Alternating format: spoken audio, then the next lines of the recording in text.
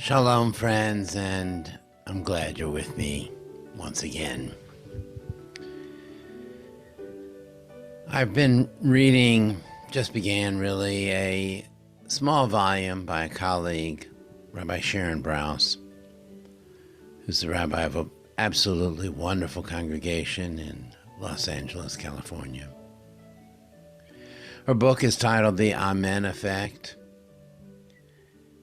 And she speaks in the beginning of her book about the power of community. What does it mean to be in community?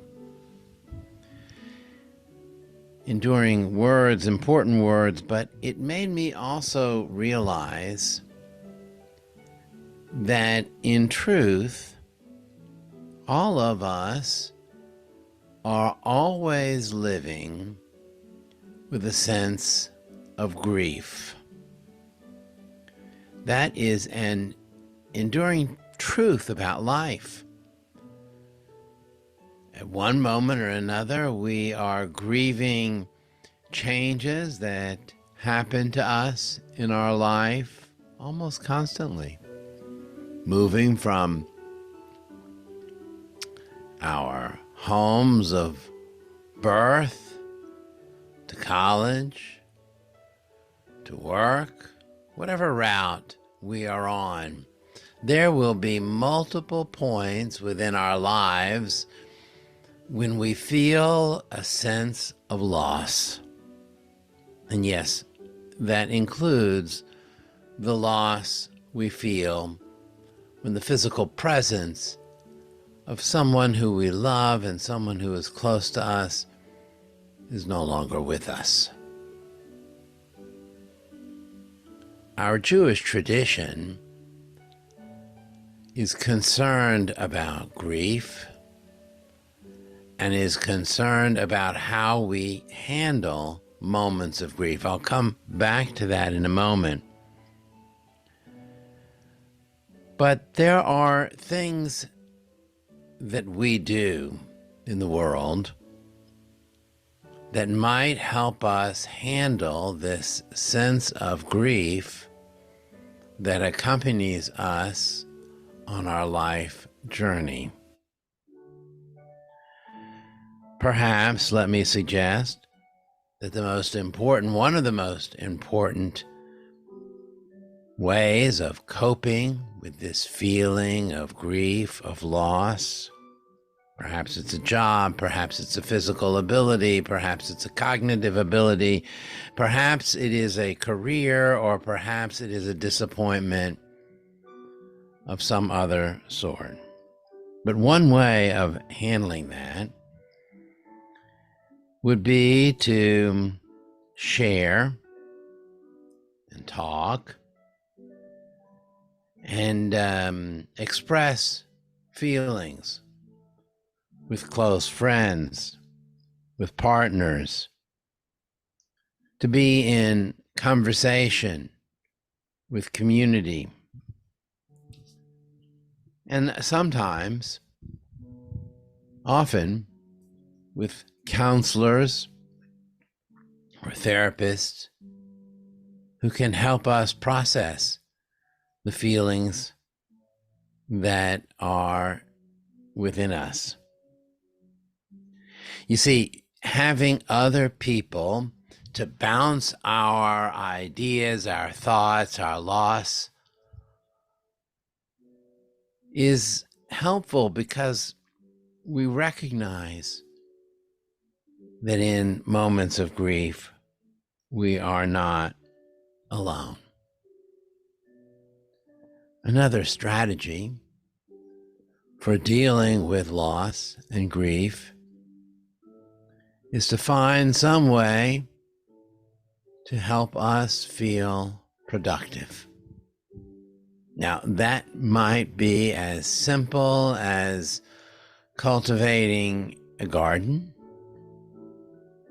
doing art or crafts, or perhaps taking on a volunteer position in the community. There are many, many activities that one might do to assist in that feeling of being productive. But when we as human beings are productive, volunteering or helping or distributing food or whatever it is that we find ourselves doing, then our focus changes from an inward focus to a focus that is outward. And all of a sudden, our grief is transformed. Doesn't go away, but our grief is transformed as we interact in a productive way with the world in some way or another.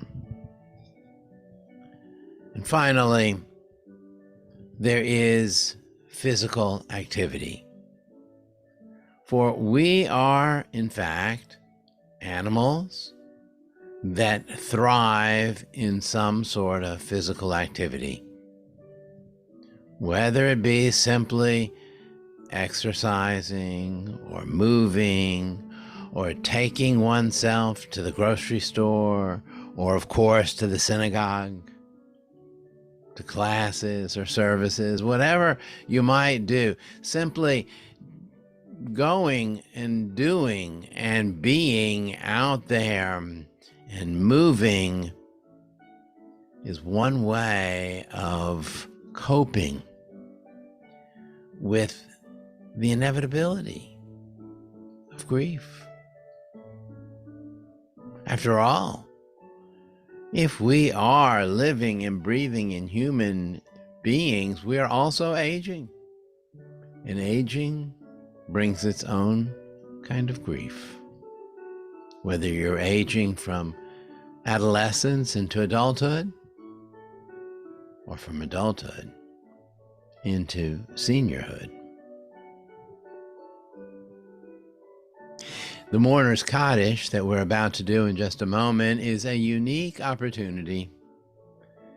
In Jewish tradition, we say the Mourner's Kaddish regularly with a minyan, with a minimum of 10 people in services, where we rise and say these words. Now, the words themselves have nothing to do with grief or loss or death. And in fact, I would say the words themselves are really less important than the idea of standing up and realizing that whatever grief we feel, there are those around us who feel exactly the same thing. We're not alone. We are joined in the grief of life with many others. And our tradition's brilliance is to remind us every time we stand to say the Mourner's Kaddish, we're not alone. This is not a prayer to say alone. This is a prayer we say as a community, as a group, comforting each other. And so with that, I invite you now to the Mourner's Kaddish. Yitgadal v'yitgadash shemei Rabbah.